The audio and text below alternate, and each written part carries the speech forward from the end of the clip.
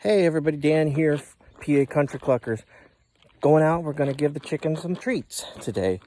Going to learn how to make them some treats, in this case sprouted lentils, and we're going to just have ourselves a good old time. There's Richard. Come on, Richard. Want some treats? Come on, buddy. He hears this thing rattling, and he comes a-running. The lentils are his favorite treat. Come on, Richard. The girls, I don't know where they're at. They're probably out sunning. Pop, pop, pop. Oh, they're there. See, they too come running. One of their favorite foods.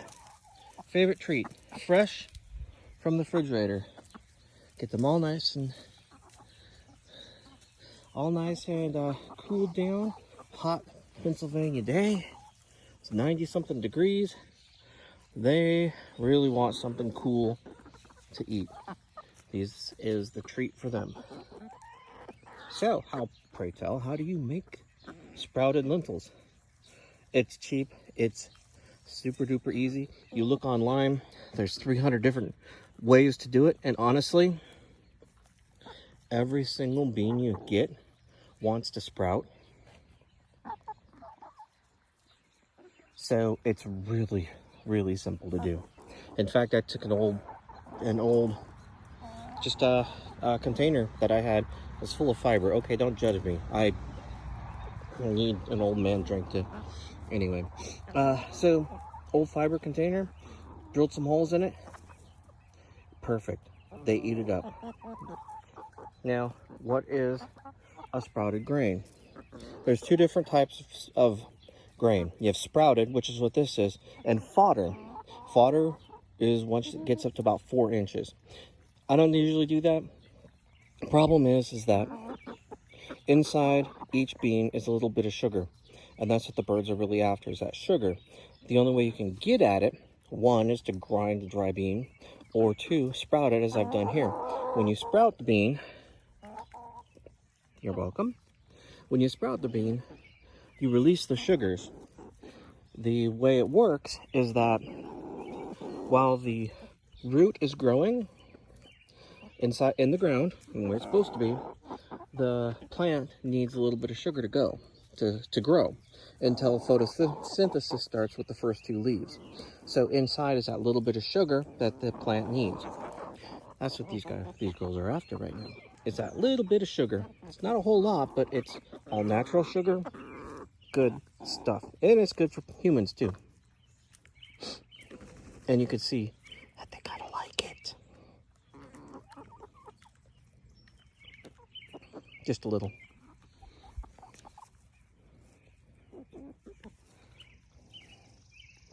To the point that somebody's going to raid the bowl. I mean, Richard, my rooster, will eat out of my hand sometimes. If I leave him alone and ignore him, haha, look at that. Eating out of my hand. I won't say he loves me. He really doesn't. But, hey, small steps forward.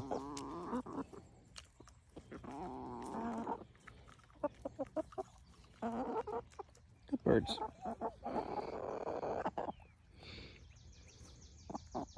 So now let's go give some of this to the babies. They're probably hot too. They already have some down there. And they're running. No, not running. They're coming to me to get some more. Like, we didn't get enough. You may lay down some more.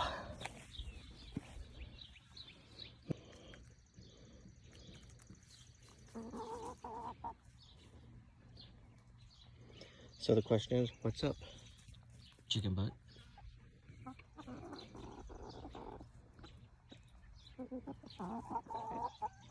I mean, look how close Richard is to me. Well, good boy, Richard. Yeah.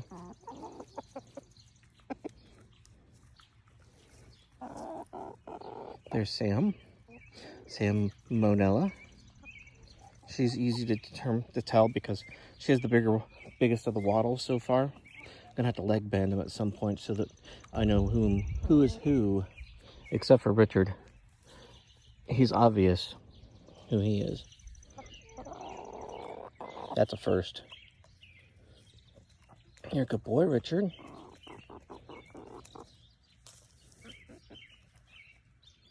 Used to be before, I would make any move, and Richard would freak out.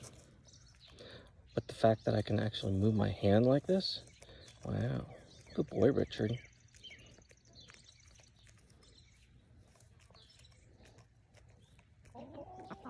Ow. Here. Here you go, Richard.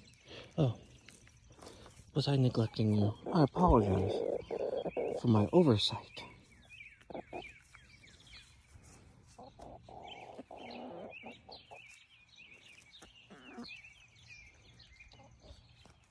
Nuggy.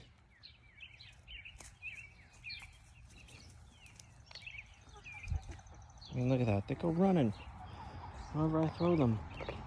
We'll come out here tomorrow, and there won't be a single one of these on the floor. Guarantee it. Little raptors. So here we are in the kitchen. Again, it's Dan here with Little Sprouting Grain 101. All right, so what you need? Some kind of bean. This is what I'm using. 98 cents. Walmart. I mean, really. They're sometimes hard to find, but I mean, they're cheap. Materials to make this work. So you need your beans. You need a container of some kind. This container that I'm going to show you here in a second is actually this. Yes, I'm old. But anyway, it could be any container. You could use a coffee container. You could use something. It's just got to be something that's going to hold the beans. This would have been perfect. Put some holes in the top of this. Perfect. You could be, if you don't like Folgers, Maxwell House. Doesn't matter. It just has to be big enough to allow for the expansion of the beans. This package of beans right here will overfill this within a couple of days. How do you do it? It doesn't get too much easier than this, literally. You see the size of the bean? Oh, you can't. So, yeah. Mention the size of the bean here. Those are sprouted.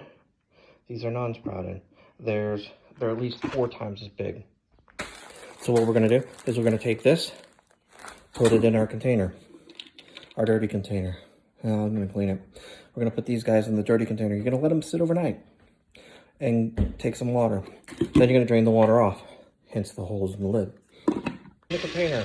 You can try this at home while you're filming. See. Anyway, the chickens won't miss it. You can see it's not even a third full at this point. We're going to soak it in some cold water. Fill this guy up with cold water. Well, however you want to look at it. Put a lid on it. My lid's over here. Lid. You let it sit overnight. After you've let it sit overnight, once a day you fill it up and empty it out. Automatic colander because of the holes. Make sure there's no water after the first 24 hours. And that literally is it. It is so simple to do. It takes a couple days. And there you have it.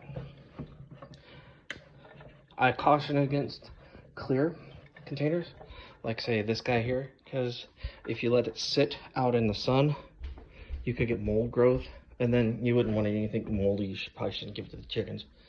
Mine sits here by window, facing the, this is the south side of the house. Not a whole lot of sun here. Anyway, a couple days we'll have full sprouts, and chickens have full bellies. Have a great day, y'all.